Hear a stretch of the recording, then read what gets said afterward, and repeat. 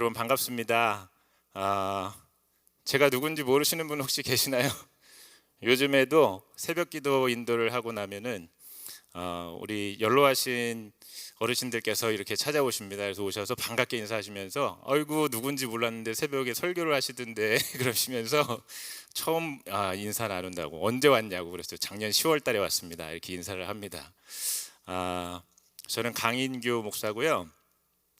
KM 중고등부, 한원 중고등부를 섬기고 그리고 목회 행정을 또 감당하면서 필그림 선교교회를 섬기는 그러한 목사입니다.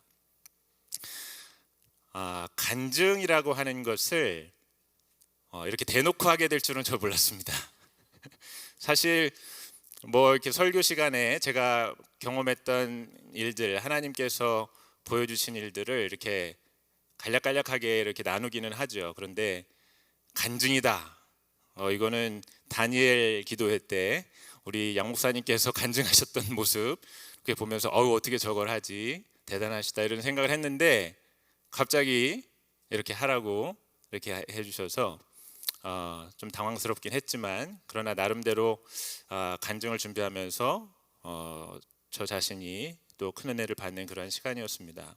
감사한 것은 이렇게 롱이캔드에 간증을 하게 돼서 많은 분들이 오늘은 함께 하시지 않으실 수도 있겠다. 또 우리 아이들도 이렇게 같이 해줘서 너무 고맙고, 어떤 친구는 집에 있고 싶었는데 의리상 목사님이 간증하니까 나왔노라고 그런 친구도 있었습니다. 아마 오늘 하는 간증을 우리 KM 중고등부 친구들은 좀 들은 부분도 있을 거예요. 근데 아는 내용이라고 졸지 마시고 모르는 내용이 참 많이 있습니다. 처음 듣는 내용 들으면서 우리의 삶에 함께 하시는 하나님, 지난주에는 우리 신재민 집사님이 불신자였다가 만난 하나님이잖아요. 저는 모태신앙이면서 만난 하나님에 대해서 이렇게 간증하게 될 것 같습니다. 제가 열흘 동안 최근에 한국에 갔다 온 적이 있었습니다. 근데 저희 어머니께서 짐을 다 정리를 해놓으셨더라고요. 제가 막내인데 누나가 있고 형이 있고 그런데 어렸을 때 이제 뭐 졸업 앨범이라든지 뭐 그 학교에서 생활기록부 같은 거 이렇게 적어놓은 거 있잖아요. 그런 것들을 제가 이제 미국에 27살에 와서 지금 거의 이제 계산도 잘 안 되네요. 2003년도에 와서 지금 20년이잖아요. 근데 그동안에 그 전에 버리지 않았던 것을 저희 어머니 다 모아놓으셨더라고요. 근데 앨범을 이렇게 주시는 거예요. 사진을 가져가라고. 이제 집을 줄여야 되고 정리를 해야 되기 때문에 빨리 네 거 네가 가져가라고 그러시더라고요. 그래서 앨범을 갖고 왔습니다. 근데 그 사진을 오늘 쓰게 될 줄 몰랐어요. 저희 어머니께서 하나님께서 어머니를 통해서 오늘 이 시간을 이렇게 생각하시고 앨범을 다 보내주시지 않았나. 그래서 제가 사진을 좀 이렇게 추려가지고 스캔을 해서 오늘 여러분들하고 같이 좀 나누게 될 거고요. 조금 길 수도 있습니다. 제가 모르겠습니다. 얼마나 시간이 걸리게 될지. 근데 준비한 내용들을 빼먹지 않고 같이 나눠보도록 하겠습니다. 혹시 이 중에 군필자 있으세요? 군필자, 남자분 군필자, 예, 군필자. 남자분들이 별로 없으신데 한국에서 군대에 갔다 오셨다. 네. 혹시 JSA에서 군 생활했다 하시는 분 있으세요? JSA 어딘지는 아세요? 어딘지 아세요? 옛날에 영화로 나왔었죠. 공동경비구역 JSA. 그래서 뭐 이병헌도 나오고 뭐 했던 영화. 그 부대 얘기를 좀 하게 될 텐데 목사가 앞에 나와서 군대 얘기한다고 그러실지 모르겠는데 좀 참아주시면서 좀 들어주셨으면 좋겠습니다. 제가 1996년 11월 달에 군대를 갔어요. 그리고 99년도 1월 달에 제대를 했고, 제 간증에 이제 나누는 내용은 1997년, 98년에 있었던 그런 일인데, 오래된 경험을 왜 나누느냐? 저에게는 굉장히 중요한 하나님께서 교훈을 주신 그러한 경험이기 때문에 제가 이 간증을 하려고 합니다. 구약에 보면 하나님께서 이스라엘 백성들에게 자꾸 기억하라고 하시는 사건이 있죠. 출애굽 사건을 계속해서 기억하라고 그렇게 말씀을 하십니다. 그 이유가 이스라엘 백성들의 역사에서 이 출애굽 사건이 하나님이 누구신가, 하나님은 여호와시다. 여호와라는 뜻은 구원자라고 하는 뜻이죠. 하나님께서 이스라엘 백성들의 구원자시고 그들의 주인이시고 하나님이 그들을 이끄신다는 것을 분명하게 보여주셨던 사건이잖아요. 그러니까 저에게 있어서는 뭐 여러분들 공감하실지 안 하실지 모르겠습니다. 이건 제가 그냥 제 이야기를 하는 거니까. 저에게는 제 인생의 출애굽 사건과 같은 그런 사건이었습니다. 그래서 저는 이 사건을 굉장히 자주 기억을 하고 돌아봅니다. 그리고 그 의미를 계속 되새기는데 여러분들도 어떤 중요한 사건을 만나고 그 안에서 하나님을 경험하시면 그것을 꼭 기록을 하셨으면 좋겠어요. 그리고 그것을 계속 기억하십시오. 그러면 그 기억을 통해서 계속해서 우리가 하나님과 함께 믿음의 길을 걸어갈 수 있지 않을까 그런 생각을 해봅니다. 먼저 사진을 슬라이드가 어떻게 됐나요? 준비된 게 지금 이거 말고요. 제가 따로 보내드린 슬라이드가 있습니다. 어린 시절 이야기를 먼저 간략하게 하겠습니다. 예, 나왔네요. 누가 저일까요? 저 뒤에 계신 두 분은 당연히 아니죠. 장로님들이십니다. 저분들은 여러분들이 보실 때 오른쪽에 있는 아이가 접니다. 여름 성경학교 사진이에요. 여름 성경학교 때 저희 반이 저렇게 둘이었습니다. 그리고 선생님이 두 분, 장로님들이 선생님을 하신 거예요. 저는 모태신앙이라고 말씀드렸죠. 근데 저희 아버지는 독실한 유교 신자이십니다. 그래서 가문, 뭐 이런 제사, 조상 모시는 거, 뭐 어른들 공경하는 거, 뭐 이런 걸 굉장히 중요하게 생각하시는 분이시고 교회를 안 다니셨어요. 근데 이제 나중에 연세가 좀 드셔서 교회를 가시고 이제 세례를 받으셨긴 했습니다. 근데 저의 신앙은 이제 어머니 외가 쪽이에요. 그래서 저희 외할머니 때부터 이제 신앙이 있으시고 충남 예산인데 저희 어머니는 어렸을 때부터 교회에서 이게 자라시고 교회에서 뭐 성가대, 뭐 중창, 결혼식 축가도 많이 부르셨다고 하시더라고요. 그리고 이제 믿지 않은 남편하고 이제 중매로 결혼을 하신 다음에 저는 이제 인천 부평 출신이거든요. 이제 그쪽에 오셔서 이제 3남매를 키우시면서 아주 신앙생활을 열심히 하셨습니다. 그래서 3남매를 데리고 예배 빠지지 않고 참석하시고 집사, 권사, 감리교회인데 그리고 속장, 구역장, 뭐 여선교회 회장, 뭐 이런 것들을 다 이렇게 하셨어요. 그리고 저희 어머니가 평일에 이제 어렸을 때 보면 속회를 하시잖아요. 감리교는 이제 구역 모임 같은 걸 평일에 속회를 하십니다. 그러면 이렇게 속회를 인도하시고 찬양하시고 기도하시고 말씀 인도하셨던 그런 기억들이 납니다. 그래서 저는 어렸을 때부터 왜 그런지 모르겠는데 교회가 너무 좋았어요. 교회를 너무 사랑하고 그리고 특히 교회에서 설교 말씀 듣는 거를 더 너무 좋아했어요. 그래서 학교에서 수업 듣는 것보다 교회에서 설교 말씀 듣고 그리고 성경 공부 시간에 선생님이 이제 성경 공부 가르쳐 주잖아요. 그게 너무 좋았어요. 그래가지고 완전히 거기에 빠져서 그 말씀들을 들었던 그런 기억이 납니다. 근데 저기 한 명 있는데 제 친구인데 뭐 아기 때부터 같은 교회에서 자란 친구예요. 근데 하나 에피소드가 있었는데 저 친구는 굉장히 개구장이었습니다. 그래가지고 이게 주일에 성경 공부를 하면 초등부 때 저는 엄청 빠져서 이제 말씀을 듣고 있는데 저 친구가 옆에서 자꾸 저를 건드리는 거예요. 막 장난치고 막 건드리고 그래서 제가 하루는 참다 못해서 화를 막 냈습니다. 너 도대체 왜 그러는 거냐고. 난 말씀 드려야 되는데 너 도대체 왜 그런 거냐고. 막 그래가지고 그 친구가 한 달 동안 교회를 안 나왔어요. 그래서 그때 선생님하고 같이 신방에 갔습니다. 신방에 가서 나오라고 다시 교회 다시 나오라고 미안하다고 그러면서 이제 신방을 갔던 그런 기억도 있습니다. 제가 다녔던 교회에 이제 제가 어렸을 때부터 목사가 되겠다고 저는 굉장히 일찍 그 꿈을 갖고 서원을 했던 케이스입니다. 제 기억으로 초등학교 2학년인가 3학년 때였던 것 같아요. 그 이제 담임 목사님이 옛날에는 대신방을 하잖아요. 춘계 추계 대신방을 합니다. 그러면 담임 목사님이 이제 오셔가지고 신방을 하시고 어느 그날은 이렇게 가시면서 대문에서 저를 보시더니 머리를 이렇게 쓰다듬어 주시면서 인규야 너는 나중에 커서 뭐가 되고 싶니? 그러시는 거예요. 제가 그때 주저함 없이 목사라고 얘기를 했습니다.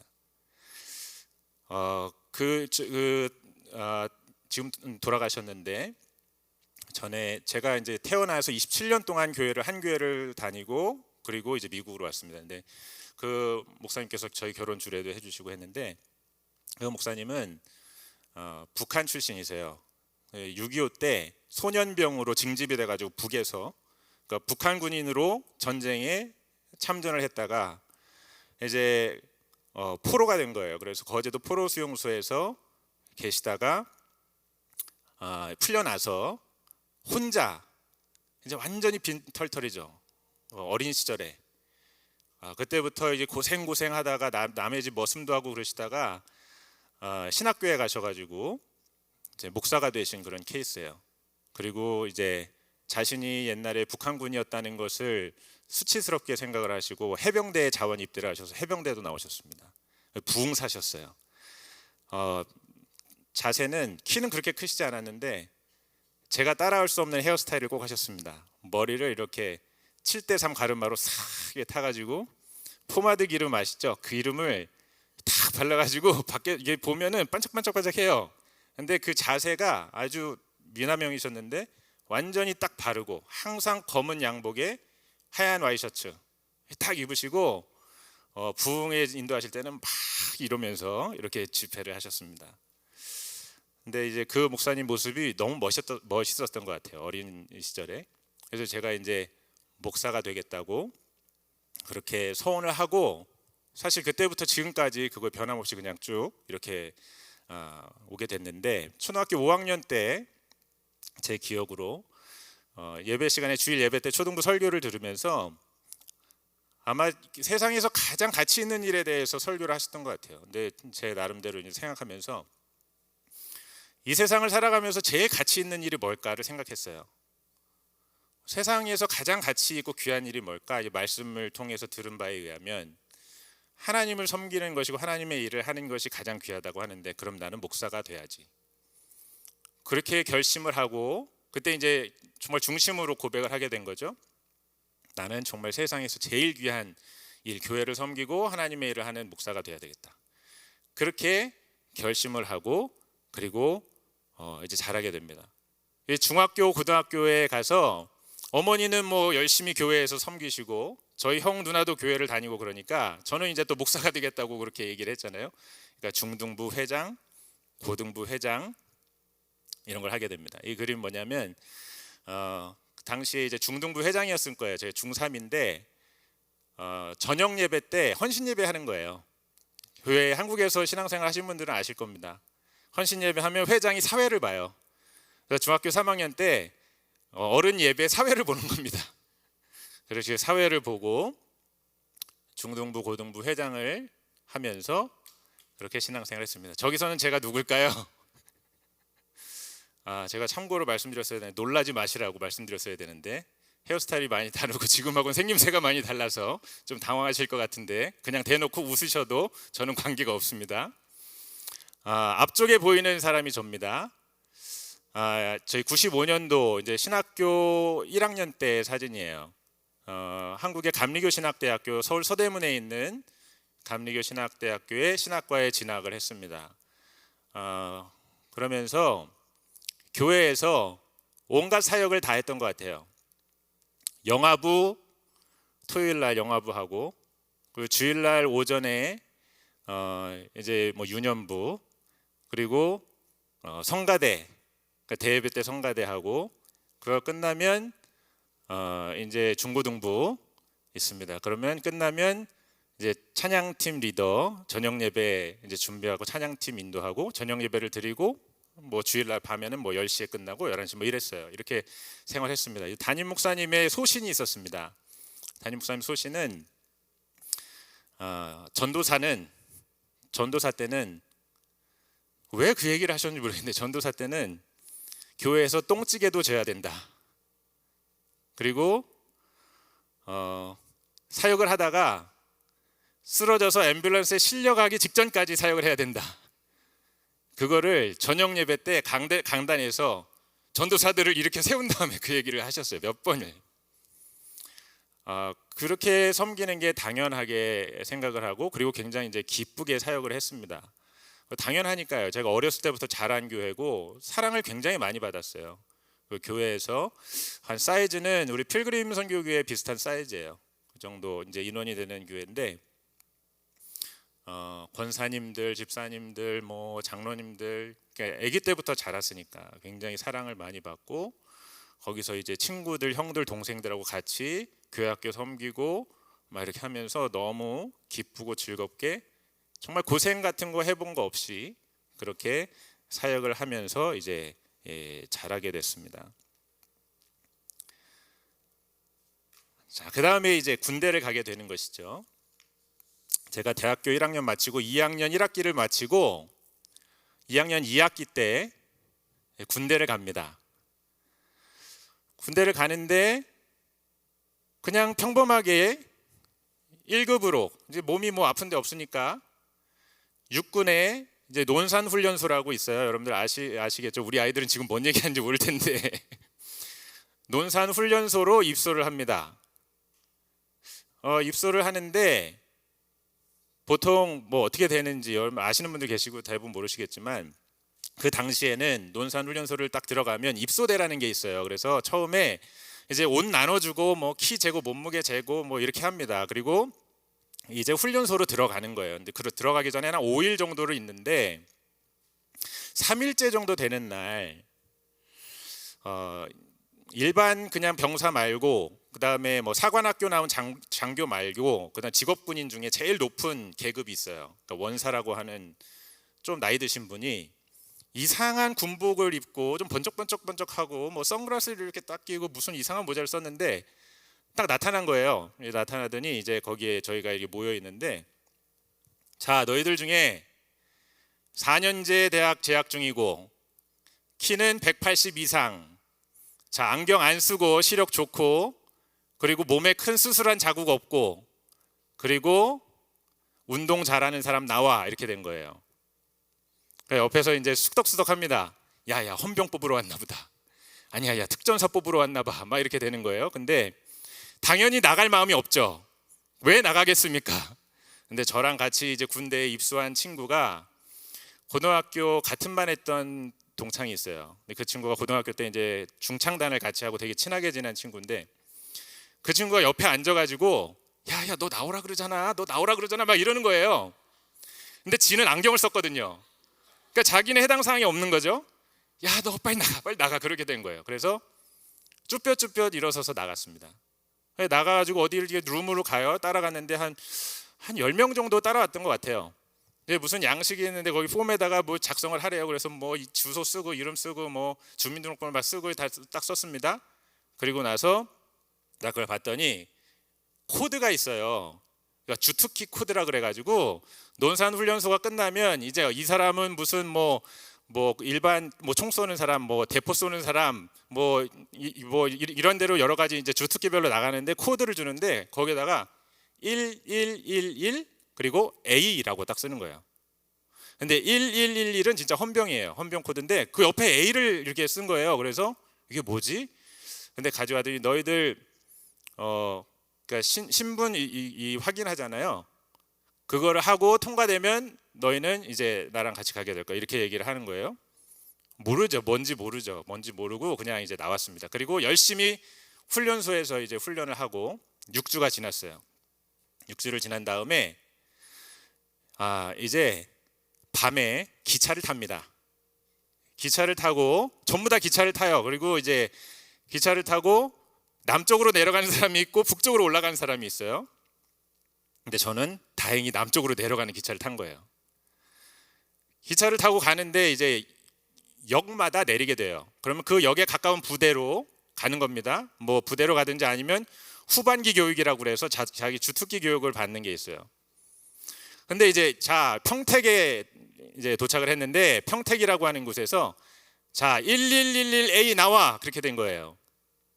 그래서 11 난데 그러고서 이제 일어나서 나가는데 그 부른 사람이 저를 보더니 야 너는 어떻게 이걸 받았냐? 너 무슨 백 있어? 이러는 거예요. 전혀 백이 없거든요. 저는 하나님 백 말고는 아무 백이 없는 사람인데 아니라고 그랬더니 일단 내리라고 해서 내렸습니다. 내렸는데 거기 한 8명인가가 이렇게 모인 거예요. 평택역에 밤인데 밤 거의 12시가 다 된 것 같은데 거기서 근무하는 공익 같은 사람이 있습니다. 이제 그렇게 내린 사람들을 모아가지고 보내주는 사람, 그 사람도 똑같은 얘기를 하는 거예요. 야 너는 뭔데 도대체 이걸 받아갖고 여기 내렸냐? 너 이제 군생활 폈다 이러는 거예요. 무슨 얘기인지를 모르죠. 근데 하는 얘기가 너 카투사야 이러는 거예요. 원래 카투사는 영어 시험을 보고 와야 되는 거거든요. 근데 저는 영어 시험을 본 적이 없어요. 근데 카투사라고 하는 거예요. 그러니까 미군 부대에서 일을 하는 거죠. 미군들하고 같이 생활하는 거. 굉장히 편한 그런 보직이라고 널리 알려져 있었던 그런 보직입니다. 그날 바로 그 새벽에 이제 어떻게 했겠습니까? 집에 전화를 하는 거예요. 엄마 나 카투사래. 군생활 끝났대. 아이고 하나님 감사합니다 이렇게 나오는 거죠. 친구한테도 이제 전화를 했습니다. 너 군생활 끝났대. 너는 도대체 어떻게 그렇게 군생활까지 풀리냐 이렇게 얘기를 하는 거예요. 자, 이 사진은 뭐냐면 판문점 여러분 가보신 분 계세요? 관광하러도 많이들 가시긴 하는데 문재인 대통령하고 뭐 김정은 위원장이 회담할 때 만났던 그 장소 파란색 건물들이 이렇게 3개가 있고 가운데에 이렇게 블럭이 지나가잖아요.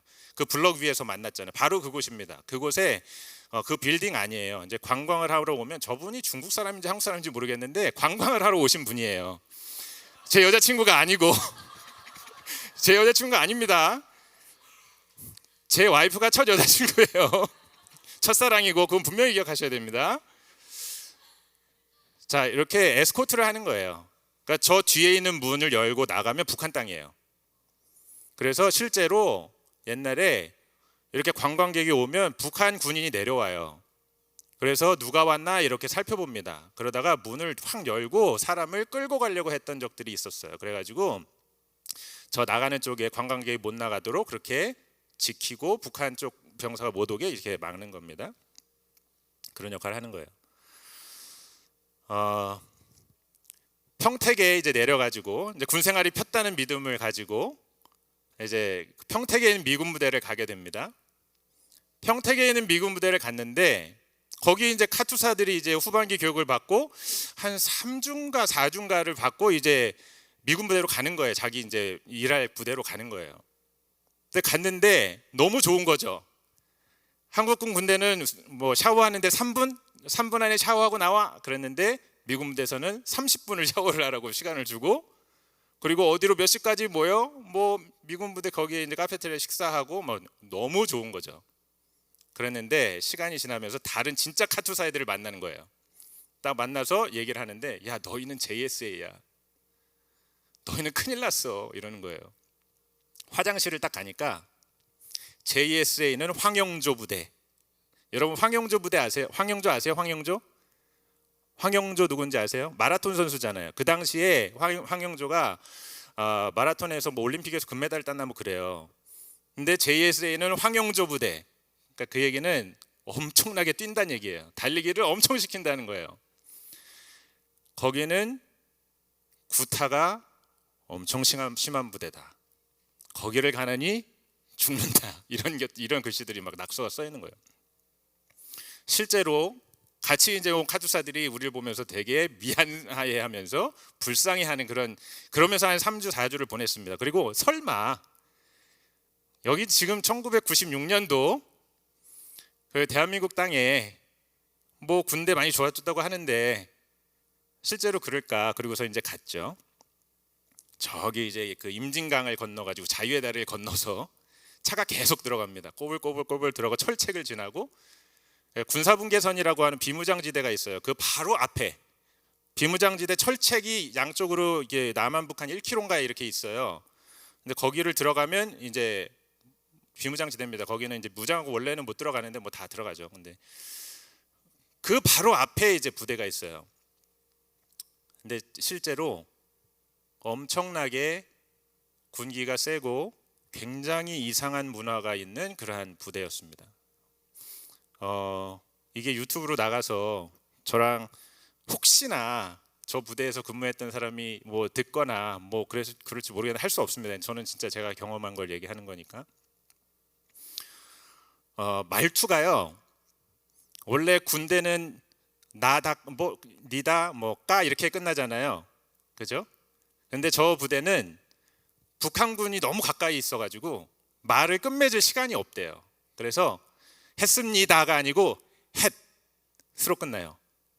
밥 먹었니? 그러면 밥 먹었 이렇게 끝나야 돼요. 되게 이상하죠.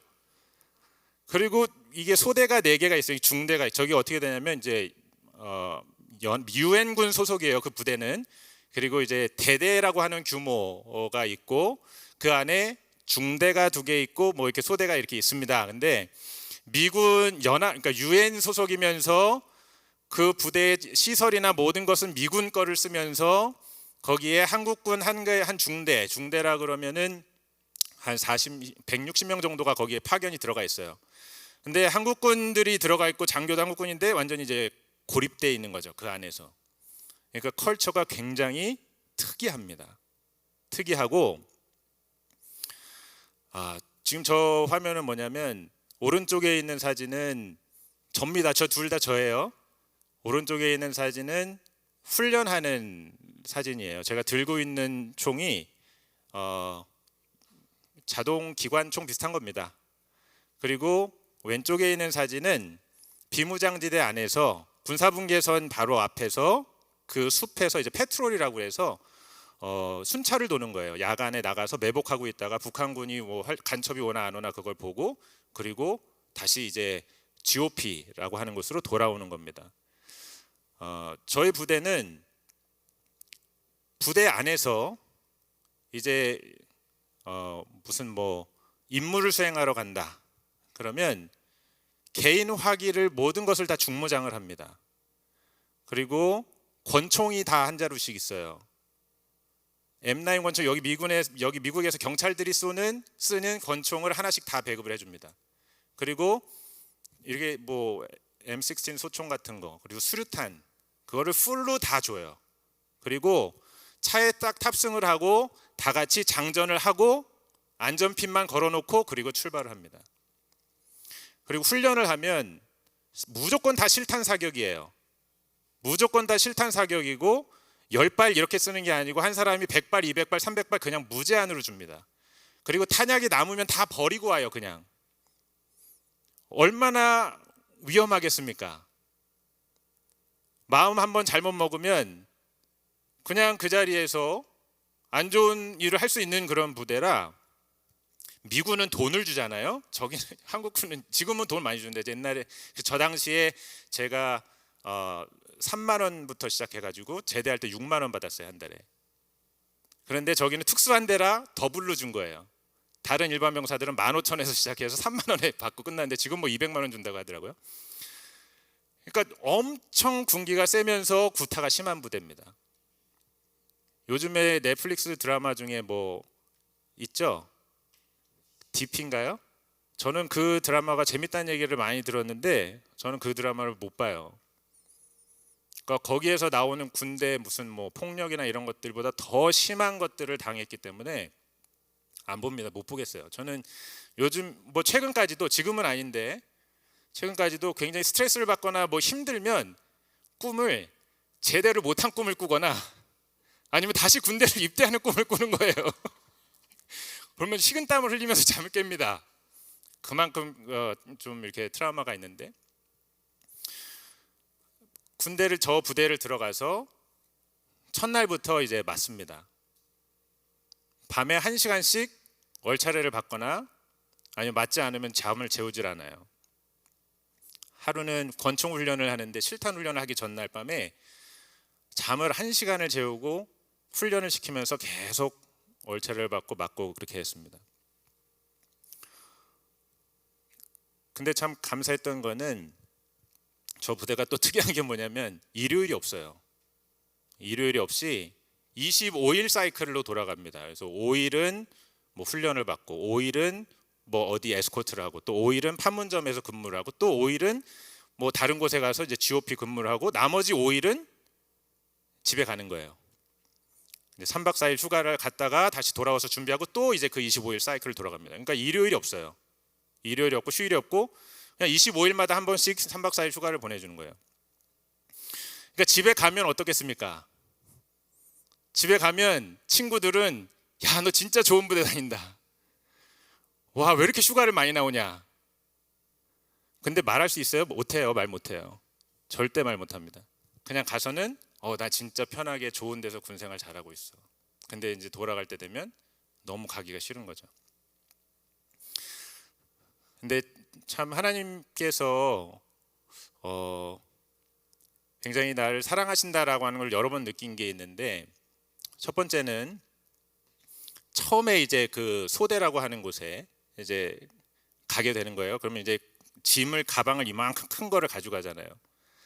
근데 가기 전에 거기 이제 본부에 있는 사람들이, 제가 신학생인 걸 알았어요. 그래서 이제 가방을 쌌는데 성경책하고 제가 십자가를 맨 위에다가 이렇게 올려놨거든요. 너 이거 가져가면 안 된다고 그러는 거예요. 가면은 이것 때문에 너 좀 어려움 당할 거라고. 근데 이제 가지고 갔죠. 가지고 갔는데 가방을 딱 열어서 뒤집었는데 제일 먼저 성경책하고 십자가가 툭 떨어지니까 그 소대 사람들이 난리가 난 거예요. 이상한 애가 왔다. 야, 여기는 이거 교회 다니는 애 못 다니는 데인데 얘 문제 좀 이상한 애가 왔다. 분명히 이거 안 된다고 들었을 텐데 이거 가져왔다고 그랬는데, 그 이제 그 소대 병장 하나가 교회를 안 다니는 사람이에요. 근데 그거를 딱 난리가 났네. 딱 보더니 저한테 이제 너 뭐 하다 왔냐 그러는 거예요. 그래서 난 신학교 다니고 전도사다. 너 나중에 목사 될 거야? 그랬더니 목사 될 거라 그랬더니 야, 니네 얘들 건드리지 마. 얘 건드리지 말고 얘는 밤에 자기 전에 성경책 보고 기도하고 잘 수 있게 해줘. 정말 그때 그 병장이 그렇게 그 한마디를 해줬기 때문에 성경 보고 자기 전에 기도하고, 그래서 어려운 시간들을 그래도 어느 정도 지나갈 수 있었던 것 같아요. 근데 얼마 지나지 않아서 이제 본론입니다. 사건이 터졌어요. 가서 4개월인가가 지났습니다. 4개월인가 지나서 거기는 뭐 가가지고 이제 한 3, 4개월 동안은 걷지를 못해요. 그냥 서서 말을 듣고 그 다음에는 무조건 뛰어야 됩니다. 계속 뛰어다니는 거예요. 내가 여기에 왜 와 있나 이제 정신이 나가는 거죠. 멘붕이 온 상태에서 막 이렇게 하고 어느 정도 이제 익숙해질 무렵에 제가 있던 소대에 사건이 터졌습니다. 권총을 한 자씩 차고 있다 그랬잖아요. 거기에 실탄을 다 집어넣은 탄창을 3개씩 갖고 다녀요. 근데 근무가 끝나면은 이제 인벤토리라고 해서 다 점검을 해가지고 미군이 관리하는 탄약고에다 그걸 넣어야 되는데, 리턴을 해야 되는데 탄창이 하나 없어진 거예요. 실탄이 가득 들어있는 탄창이. 그래가지고 이제 난리가 났습니다. 그러면 이제 병장이 상병을 때리고, 그러면 그 상병은 그 밑에 있는 1병, 2병들을 때리는 거예요. 근데 제가 그때 제일 막내였어요. 저 동기가 5명이었는데 우리가 잘못한 것도 아니고 내가 잘못한 것도 아닌데 이제 밖으로 나오는 거죠. 상병 선임이 밖으로 나와라, 밤에. 자, 머리 박아라. 그러더니 이제 때리는 거예요. 근데 그 사람이 한 번도 때려본 적이 없는 사람이에요. 그런 사람이 때리면 잘못됩니다. 한 번도 때려보지 않아 되게 착한 사람인데, 그 사람이 또 뭐 자세하게 말씀드리긴 좀 그렇습니다. 근데 그래서 그 다음 날 아침에 일어나려고 그러는데 제가 허리가 힘이 들어가지 않는 거예요. 전혀. 너무 아픈데 움직이질 못하는 거예요. 아예 힘이 들어가지 않고 침대에서 못 일어났습니다. 못 일어나고 며칠을 이제 누워 있는데 이제 25일 사이클이 끝나고 3박 4일 휴가를 나가야 되는 이제 때가 된 거예요. 나는 이제 병원을 가야 되잖아요. 병원을 가야 되는데 그 병장들이 가가지고 소대장하고 얘기를 하더니 너하고 너희 동기 너희들은 집에 못 가. 너희들은 그냥 여기 부대에 남아 있어야 돼. 그러는 거예요. 그러니까 이게 밖으로 새 나갈까 봐 이제 못 가게 하는 거죠. 야, 그때는 정말 무서웠습니다. 며칠이 지나도 일어날 수가 없고 이런 상황에서 내가 장애를 입게 되는 거 아닌가? 심한 생각들을 하는 거죠. 야, 이렇게 해서 병원도 안 보내준단 말이야. 이게 도대체 어떻게 되는 거지? 그리고 나서 이제 복귀할 날이 다가오는 거예요. 근데 이제 3일이 지나고 4일이 되니까 이제 약간씩 걸을 수 있게 됐어요. 근데 걸을 수 있게 됐는데 한두 발짝 걸으면 푹 쓰러지고 또 한두 발짝 걸으면 푹 쓰러지는 거예요. 힘이 안 들어가고 아파가지고. 안 되겠다. 나는 여기 도저히 못 있겠다. 그냥 여기서 뭐 아무리 뭐가 좋고 화려하고 뭐 휴가 많이 나고 난 안 되겠다. 나는 그냥 일반 한국군 부대로 보내달라고 해야 되겠다. 그리고 중대장을 찾아갑니다. 중대장을 찾아가서 내가 이런 상황이 지금 돼 있어서 나 도저히 난 못 견디겠다. 나 그냥 일반 한국군대로 보내달라. 그랬어요. 그랬더니 중대장이 이렇게 제 이제 신상명세가 있는 서류를 이렇게 보는 거예요. 그러더니 너 신학교 다니다 왔어? 그러는 거예요. 그러더니 자기가 그러니까 이 사람이 되게 괴짜예요. 키도 작고 몸이 이렇게 땅딸망한데 배가 나왔어요. 장교가 육사를 제대해가지고 뭐 나이도 얼마 많지 않은데 그리고 성격이 굉장히 괴팍해가지고 사병들이 있는 데서 자기 밑에 있는 장교를 막 욕하고 발로 차고 막 그래요. 그런 사람인데 다 싫어했죠. 근데 자기가 목사 아들이라는 거예요. 내가 장로교 목사 아들인데 내가 그렇게 믿음은 좋진 않지만 이 부대에 와서 보니까 여기는 도대체고 일요일이 없어서 애들이 교회를 못 간다는 거예요. 그래서 자기가 생각을 좀 하고 있었는데 너가 지금 상황은 이렇게 됐지만 기왕 이렇게 된 거 내가 너 허리 재활치료하고 할 때까지 너를 지켜주고 해줄 테니까 너가 여기서 군종 역할을 좀 해라 그러는 거예요. 생각을 좀 해봐라. 이제 기도해보라는 거죠. 그리고 나서 이제 저는 고민에 이제 잠기게 되는 겁니다. 이게 도대체 뭐지? 근데 사실 제가 군대에 들어가기 전에 기도를 했던 게 있었어요. 순진한 나머지 하나님 앞에 구체적으로 내가 원하는 걸 말씀드리지는 못하고 이제 군종이라는 게 있잖아요. 그러니까 부대에 가면 군종이라는 게 목사님, 군목 목사님이 있고 신태 목사님이 옛날에 군목이셨는데 그 밑에서 전도사처럼 교회를 이렇게 섬기는 그런 잡이 있어요. 근데 속으로는 그거로 가고 싶었죠. 나도 신학생이니까. 그리고 당연히 그렇게 갈 거라고 믿음을 가지고 생각을 하고 있었는데 기도는 그렇게 하지는 못했던 거예요. 하나님 저는 어디든 보내주시면 그곳에서 제가 할 수 있는 일 하나님의 일을 하고 전도도 하고 그렇게 하겠습니다 하고 기도를 했던 거예요. 그런데 아까 사진에 있었던 친구 한 명 있었죠. 그 대학교 신학교 때 2명 찍었던 그 친구는 집안이 독실한 불교 집안인데 초등학교 5학년 때 만났는데 그 친구를 제가 전도를 한 거예요. 근데 그 친구는 어머니는 제가 이제 초등학교 때 가서 이렇게 친구 집에 가서 놀면 인규야 넌 너무 좋은데 너는 교회 다니는 게 너무 싫다. 우리 아들 교회 데리고 갈까 봐 난 너무 걱정된다 이러는 거예요. 근데 이제 전도를 했죠. 몰래 다니다가 대학교 1학년 때 교회학교 교사를 하는데 이제 넥타이를 메고 다니잖아요. 그 넥타이가 걸린 거예요, 집에서. 그래서 엄마가 넥타이를 가위로 싹 잘라버리고 금종령을 내고 집에 못 나가게 용돈도 안 주고 그랬던 친구였어요. 근데 그 친구를 전도해가지고 지금은 그 어머니가 독실한 기독교 신자입니다. 권사님이고 새벽기도 열심히 나가시고 성경 이렇게 쓰신 필사도 하시고 막 그러세요. 근데 그 친구가 저는 이제 어디든 가든 하나님 보내주시면 열심히 하겠습니다 라고 기도를 했다 그랬잖아요. 그 친구는 어떻게 기도를 했냐면 이제 이 사건이 있고 나서 나중에 저한테 얘기를 해줬어요. 인규가 전도사인데 지금까지 그리고 앞으로 고생할 일이 없을 텐데 군대 가서 좀 고생 좀 했으면 좋겠다. 군대 가서 정말 빡센 데 가서 고생을 좀 하고 그 대신에 휴가는 많이 나오는 부대로 하나님 보내주세요라고 기도를 한 거예요. 그리고 더 놀라운 거 한 가지는 제가 이 당시에 신학교를 가서 북한 선교에 관심이 있었어요. 그래가지고 북한을 향해서 기도를 많이 할 때였습니다. 그리고 하나님 앞에 약속했던 게 통일이 되면 저는 북한으로 가겠습니다. 근데 우리 목회실에도 그런 목사님들 계세요. 근데 이제 앞으로 북한이 통일되면 엄청나게 많은 목사님들이 가실 거라 모르겠습니다. 경쟁을 어떻게 해야 될지. 근데 어쨌든 그때 그렇게 기도를 하던 때입니다. 근데 그런 것들이 이제 막 생각이 나는 거예요. 내가 하나님 앞에 기도했던 거, 북한 땅을 놓고 기도했던 거, 여기는 바로 앞이 북한이잖아요. 아까 사진 보셨죠? 북한 병사들이에요. 바로 앞에서. 요 거리에서 근무를 하는 겁니다.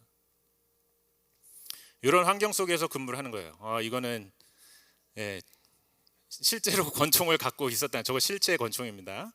제대하기 전에 그냥 뭐 기념으로 사진을 찍었던 건데, 판문점에서 저희가 근무하는 체크포인트 초소에 바로 30m 앞에 북한 체크포인트가 있어요. 저런 환경 속에서 근무를 하는데 북한을 놓고 당연히 기도할 수밖에 없는 조건인 거예요. 하나님께서 왜 나에게 이런 일을 주셨을까를 그때 생각을 하게 되는 거예요. 내가 여기서 그냥 이 어려움 때문에 피해서 도망갈 것인가? 내가 분명히 하나님 앞에 기도했고 이거 하나님이 인도하심이 응답인데, 그래서 결심을 하게 됩니다. 그래서 중대장에게 가서 중대장이 얘기하신 것처럼 그렇게 하겠습니다. 근데 이게 쉬운 게 아닌 게, 이런 사건이 일어나면 그 부대 안에서 배신자로 찍히는 거예요. 그래서 온갖 눈총과 비난과 그리고 수모를 겪을 수밖에 없는 그런 구조입니다. 너무 작은 부대에 한정되어 있는 사람들이 모여 있는 곳에서. 근데 그렇게 결심을 했습니다.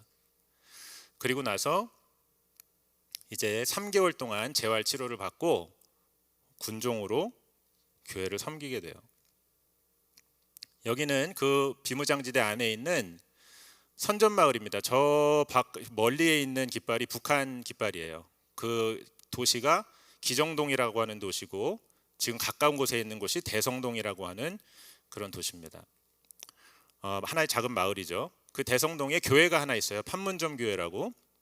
그 교회에 임진강 건너편에 있는 곳에서 한 목사님이 오셔서 그 교회를 섬기시는 분이 계셨어요. 근데 이제 그 중대장이 저에게 잡을 새롭게 준 거죠. 그 목사님을 도와서 주일에 예배를 드려라. 소대에 다니면서 여건이 가능한 군인들 중에 예배를 참석하고 싶은 사람들이 있으면 그 사람들을 모아가지고 버스를 하나 내줄 테니까 그 친구들을 데리고 가서 저곳에서 예배를 드려라.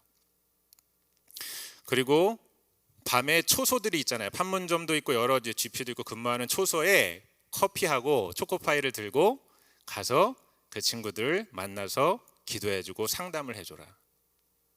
그래서 그때부터 그런 사역을 시작을 하게 됩니다. 근데 놀라운 것은 이건 이제 예배 드리는 모습이에요. 이 여름 성경학교 했던 모습입니다. 그 마을에 이제 아이들 불러다가 여름 성경학교를 하고, 그 목사님이 아는 지인 목사님의 교회 청년들이 같이 와서 이제 그 마을에 아이들을 불러놓고 여름 성경학교를 하는 그런 모습입니다. 그리고 이거는 이제 겨울에 크리스마스 이제 감사 예배를 드린 거예요. 저 교회 저 위에 보시면 잘 안 보이실지 모르겠는데 전구들이 매달려 있잖아요. 어느 날 목사님이 저를 부르시더니, 그 한국에서 전봇대 공사하시는 분들이 이렇게 벨트 하나 차고 이렇게 전봇대에 올라가는 거 아세요? 그걸 저한테 딱 주시더니 이거를 저 위에 십자가탑 꼭대기에다 걸으라는 거예요. 거기에 이제 그 십자가탑이 이렇게 있는데 거기 발판이 하나씩 이렇게 쇠로 되어 있는 거, 그게 있어요. 어떻게 하겠어요? 순종하는 마음으로 올라가는 거죠. 그 벨트 하나 차고 전기 들고 쭉 올라갑니다. 나 여기서 순교할 수도 있겠구나. 그러면서 이제 저렇게 여러 가지 다양한 경험들을 하고 사역을 하게 됐습니다. 참 하나님은 우리의 기도를 구체적으로 응답하시는 분이시구나라고 하는 걸 저는 그때 정말 깊이 깨달았습니다. 저의 기도뿐만 아니고 제 친구의 기도를 정확하게 하나님께서 들어주셨어요. 그리고 제가 어렸을 때 그냥 뭣도 모르고 담임 목사님 모습 보고 그리고 내가 목사가 돼야지라고 그렇게 얘기하면서 성장을 했잖아요. 중심으로 고백도 하고 부흥회 때 체험도 하고 그래서 성령도 받고 눈물 콧물 흘리면서 회개하며 은혜를 받고 했지만 내가 목사가 되겠다고 하는 것에 대해서 하나님이 어떻게 생각하실지에 대한 구체적인 그런 게 없었단 말이에요. 근데 제가 저희를 겪으면서 하나님이 정말 내 소원과 기도를 받아주시는 분이시구나. 나는 정말 아무것도 아니라고 생각하고 나는 보잘것없는 그런 사람이라고 생각하고 그저 하나님 앞에 내 손을 알려드렸던 것뿐인데 하나님께서는 그것을 받으셔서 정말 내 삶을 이렇게 이끌어 가시는구나. 하나님께서 내 기도를 들어 응답해 주셔서 정말 구체적으로 내가 정말 아무것도 할 수 없을 때 하나님께서 나에게 말씀해 주시고 내 삶은 나의 것이다. 내가 너의 삶을 이끌어 간다. 너는 나의 뜻에 순종하여라 라고 하는 그러한 뜻을 보여주시는 분이시구나 라고 하는 것을 정말 깊이 깨닫게 됐습니다. 그리고 마지막으로 한 가지 더 사건이 있는데 제가 이제 배신자가 됐다고 했잖아요. 배신자가 돼서 그러니까 저 때문에 누군가가 이제 영창에 가고 군대 감옥에도 가고 딴 사람들은 다 참고 지내는데 너는 가서 이제 고발을 한 거잖아요. 고발을 해가지고 다른 사람들을 많이 불편하게 만든 거죠. 사건을 일으켰으니까. 눈총이 별로 이렇게 좋지 않았습니다. 그런데 그 중대장이 이제 몇 개월이 지난 다음에 군종으로 재활치료를 하고 몸이 괜찮아지고 군종으로 이렇게 지나고 있는데 저보고 다시 소대로 돌아가라고 하는 거예요. 야, 이거 소대로 다시 돌아가면 이거 어떻게 되지? 옛날에 경험했던 그 끔찍한 일들을 다시 겪어야 되나? 그리고 나는 완전히 이제 배신자로 찍혀가지고 옛날보다 더 나를 막대할 텐데 근데 어쩔 수 없습니다. 이제 명령을 하니까 가야죠. 전에 있던 소대 말고 그 다른 소대를 이제 가게 됐습니다. 딱 갔는데 그 소대의 넘버 6가 어떤 사람인가 하면 목사님 아들이야. 목사님 아들에다가 장신대학교 기독교교육학과를 다니는 전도사가 거기에 딱 있는 거예요. 그 사람이 제가 딱 가니까 저를 보자마자 너는 내 방으로 와. 그러니까 거기는 이제 미군 시설이니까 방을 2명, 3명, 4명이 쓰는 방을 쓰는 거예요. 이제 자기 방에 데려갔다는 얘기는 얘는 내가 데리고 있는 애니까 아무도 건드리면 안 돼 이거예요. 2개월 있다가 그 위에 넘버 5까지 다 제대하고 이제 이 사람이 넘버 1이 될 사람인 거예요. 그리고 그 밑에 6개월까지 아무도 없어. 그러니까 완전히 이제 하나님께서 이 목사님 아들에게 저를 붙여주셔가지고 저를 딱 지켜주시는 거예요. 그리고 그 소대의 소대장은 평신도 육군사관학교를 나온 사람인데 믿음이 되게 좋은 분이었어요. 그래서 그분이 그 소대에 가서도 군종 역할을 더 잘할 수 있게 저를 엄청난 많이 서포트를 해줬어요. 그래가지고 아무런 어려움 없이 군생활을 이어갑니다. 그런데 그러던 중에 또 한 가지 놀라운 사건이 일어납니다. 1997년도에 뉴스에 크게 났던 사건이긴 해요. 판문점에서 한 북한군 장교가 귀순을 했습니다. 그런데 판문점은 되게 특이한 곳인데 북한 군인들에게는 꼭 지켜야 되는 법칙 같은 게 있어요. 그러니까 북한 쪽에서 누군가가 남쪽으로 판문점에서 귀순을 한다. 그러면 그 사람을 죽일 때까지 쫓아가는 게 그 사람들의 룰입니다. 그래서 실제적으로 사건이 일어난 게 있는데 1980년도에 러시아에서 관광 가이드 하는 사람이 관광 가이드를 하다가 갑자기 남쪽으로 내려온 사건이 있었어요. 그때 북한 군인들이 무장을 하고 총을 꺼내들고 사격을 하면서 쫓아왔습니다. 남쪽으로 넘어왔어요. 넘어와가지고 판문점 안에서 교전이 일어났습니다. 그래서 그때 한국군 카투사 1명이 죽고 미군 1명이 죽고 북한군 3명인가가 죽었어요. 그리고 얼마 전인데 2017년에 북한 쪽에서 누가 차를 몰고 이렇게 귀순하다가 사고가 나가지고 북한 애들이 쫓아와서 총을 쏴가지고 세 방인가를 맞고 어떻게 넘어와서 살아서 귀순한 사람 사건이 있었습니다. 제가 근무를 서고 있는데 판문점에서 이제 입구에 초소가 체크포인트가 있는데, 원래 저는 거기 근무가 아니에요. 원래 그 체크포인트 근무가 있고 저는 어떤 공사가 있어서 공사 에스코트조로 따라가서 이제 거기서 내려가지고 이제 무전기를 메고 있었는데 그걸 내려놓고 이제 짐 정리를 하고 있었어요. 그런데 저쪽 풀숲에서 뭐가 바삭바삭거리는 사람이 있는 거예요. 이상하다. 저기는 사람이 있어서는 안 되는 곳인데, 그래서 문을 열고 보니까 북한군 복장을 하고 있는 사람이 거기에 서서 있는 거예요. 그래서 너 누구야? 너 거기 왜 있어? 그러면서 권총을 휴대하고 있는 거, 장전되어 있는 겁니다. 그걸 뽑아서 겨눴습니다. 겨누고 너 누구야 그랬더니 자기가 귀순을 할 거라고 하는 거예요. 그래서 빨리 본부에 연락을 해가지고 그 이제 군용차를 보내서 그 사람을 빨리 태워서 남쪽의 부대로 옮겼습니다. 근데 그 순간에 북한 쪽에서 난리가 난 거예요. 막 사이렌이 울리고 애들이 철모를 쓰고 완전군장을 하고 막 뛰어다니는 거예요. 결국에는 너무나도 감사하게 교전이 일어나진 않았습니다. 그리고 나서 그 사건 때문에 제가 표창을 받았어요.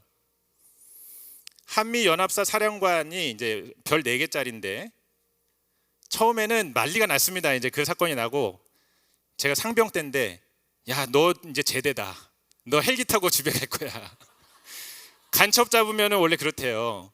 간첩을 잡으면은 뭐 바로 제대시켜주고 뭐 헬기 타고 집에 보내준대요. 뭐 그런지 모르겠는데, 근데 간첩이 아니잖아요. 안타깝게도 귀순한 사람이잖아요.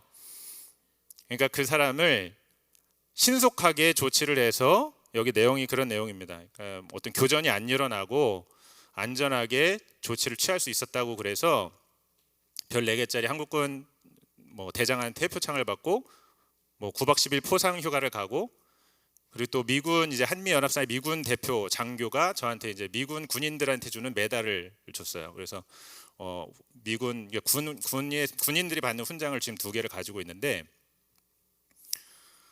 저 사건이 있고 나서, 저거는 정말 아무에게나 일어날 수 있는 사건이 아니에요. 근데 저 사건이 일어나고 난 다음에 부대에서 저를 생각하는, 보는 그 자세, 그 눈빛이 완전히 달라졌습니다. 그냥 제가 고자질을 해가지고 중대장한테 잘 보여서 그 밑에 들어가서 쟤는 군생활 편하게 하는 애야 이랬다가, 저 사건을 저렇게 처리하는 걸 보고 사람들이 저를 인정해 주는 거예요. 그리고 나서 그 다음부터 제가 이제 커피하고 초코파이를 들고 초소에 가잖아요. 그러면 저를 보는 눈빛이 다른 거예요. 제가 교만한 생각인지 모르겠지만, 여러분 아까 성경 말씀에 요셉에 대한 얘기 했잖아요. 하나님께서 하나님의 뜻을 위해서 하나님의 사람을 높여주시기도 한다는 거예요. 그래서 그 상황을 하나님께서 역전을 시켜주시는데 정말 감사한 일이죠. 그리고 나서 그 이후부터, 그러니까 제가 정말 그 순간에 포기를 했다면 어떻게 됐을까요? 난 모르겠어요. 뭐 군종이고 뭐고, 나 군종 나가면 또 할 수 있는데, 이 위험하고 험하고 이 어려운 곳에서 내가 굳이 이걸 해야 됩니까? 갈 수 있었거든요. 그런데 내가 기도했던 것을 응답해 주시는 하나님, 내 친구의 기도까지도 그렇게 응답해 주시고, 내가 마음속에서 북한을 두고 기도했던 그 마음까지도 하나님 응답해 주셔서 하나님이 이곳으로 인도해 주셨다는 그 확신이 드는 거예요. 그리고 있으면 어렵잖아요. 계속 눈총 받아야 되고 비난 받아야 되고, 그런데 그럼에도 불구하고 그 자리에서 하나님이 기뻐하실 일을 감당하며 나아갔더니 하나님께서 이런 일들을 이루어 주시는 거예요. 그러면서 저를 회복시켜 주시고 오히려 하나님께서 높여 주셨다는 거예요. 하나님의 사람들의 삶이라고 하는 것은 이런 것 같아요. 제가 이제 찬양을 같이 하려고 그러는데 슬라이드가 하나 더 있습니다. 주님은 산 같아서라고 하는 찬양인데, 우리가 산을 향해서 이렇게 길을 가는 거예요. 그런데 갑자기 안개가 낄 때가 있습니다. 여러분 그런 경험 해보신 적 있으세요? 저는 제주도에서 그런 경험을 한 적이 있습니다. 제주도에서 대학생 때 친구들하고 같이 이제 제주를 갔는데 차를 렌트를 해가지고 운전을 하는데 북제주에서 남제주로 가야 되는데 해변도로를 따라서 돌아갈 수도 있어요. 근데 빨리 가려고 한라산을 가로질러 가기로 했습니다. 한라산을 올라가는데 갑자기 안개가 확 껴버리는 거예요. 아무것도 안 보이죠. 너무너무 무서워요. 갈 수가 없어요. 그런데 앞에 가던 차가 비상등을 켜고 깜빡깜빡 천천히 가면 그거 따라가면 그 길 그대로 가면 갈 수 있는 거예요. 우리가 신앙생활하면서 길을 가다가 산을 보고 갑니다. 가는데 안개가 확 낄 때가 있어요. 그런데 그 산은 여전히 그 자리에 있습니다. 그 신뢰를 가지고 비록 보이지 않지만 안개가 껴있지만 그러나 그 길을 천천히라도 걸어가면 여전히 하나님은 그곳에 계신 거예요. 잘잘법이라고 하는 거 여러분 유튜브에 아시는 분들 계실 텐데 거기에 보면 박영선 목사님이라고 하는 분이 지금은 은퇴하신 신학교 교수신데 이런 말씀을 하신 게 있습니다. 신앙생활에서 가장 큰 병은 체념이다. 포기한다는 거죠. 그러나 어느 현실도 어느 경우도 하나님이 나에게 하나님이시기를 중단한 적이 없다. 그분의 삶의 경험이고 고백입니다. 하나님은 그런 분이시잖아요. 그렇죠? 하나님은 임마누엘이십니다. 우리와 함께 계세요. 우리는 하나님이 계시지 않는 것 같다라고 생각할 수 있지만 하나님은 여전히 그곳에 계십니다. 어떤 안개가 어떻게 짙게 끼어 있든지 간에 신뢰하는 거, 그게 믿음이죠. 하나님이 여전히 계시다. 그리고 하나님이 계획하시고 있다. 하나님이 당신이 사랑하는 자녀를 위해서 하나님은 쉬시는 적이 없고 하나님은 그 누구보다도 열심히 일하시고 계시다. 그것을 신뢰하고 하나님이 원하시는 일을 해 나가면 뭐 정도의 차이는 있겠지만 하나님께서 요셉을 높이셨듯이 하나님이 저에게 정말 로또 맞은 것처럼 북한 귀순 장교를 저에게 보내주셔가지고 표창을 받게 하시고 사람들이 인정하게 만드시는 것처럼 하나님이 우리를 그렇게 하나님의 뜻 가운데 높이시고 사용하신다. 우리가 믿음을 가지고 그런 하나님을 만나고 그런 하나님을 높이고 그 하나님의 일을 감당하면서 정말 기쁘고 행복한 그런 삶을 살아가게 되는 우리 모두가 될 수 있기를 간절히 소원합니다.